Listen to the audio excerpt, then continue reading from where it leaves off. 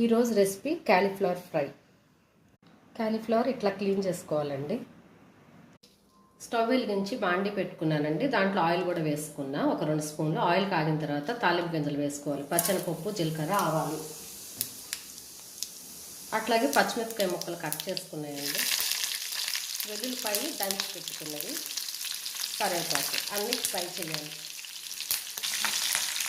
అన్నీ బాగా ఫ్రై అయిన తర్వాత మనం క్యాలీఫ్లవర్ ముక్కలు వేసేసుకోవాలండి. తాలింపు వేగిపోయిందండి. ఇప్పుడు మనం క్యాలీఫ్లవర్ ముక్కలు వేసుకోవాలి.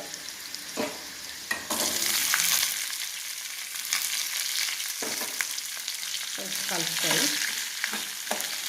దీంట్లో కొంచెం పసుపు వేసుకోవాలండి. సాల్ట్ వేసుకోవాలి.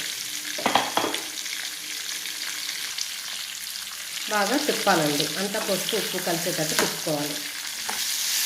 తిప్పుకున్న తర్వాత మూత పెట్టుకోవాలండి. మధ్య మధ్యలో చెక్ చేసుకుంటూ ఉండాలి. 5 నిమిషాల తర్వాత అల్లం వెల్లుల్లిపాయ పేస్ట్ కలుపుకోవాలండి.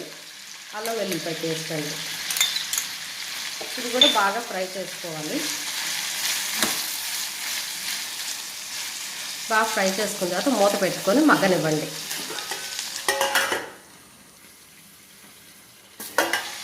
మగ్గిపోయిందండి ముక్కలు. నొక్కితే చూడండి మెత్తగా ఉంది. ఇప్పుడు మనం కారం వేసేసుకోవాలి. కొత్తిమీర కూడా వేసేయాలండి. బాగా తిప్పుకోవాలి. అంతా కలిపేసుకున్న తర్వాత స్టవ్ ఆఫ్ చేసేయాలండి. క్యాలీఫ్లవర్ ఫ్రై రెడీ అండి.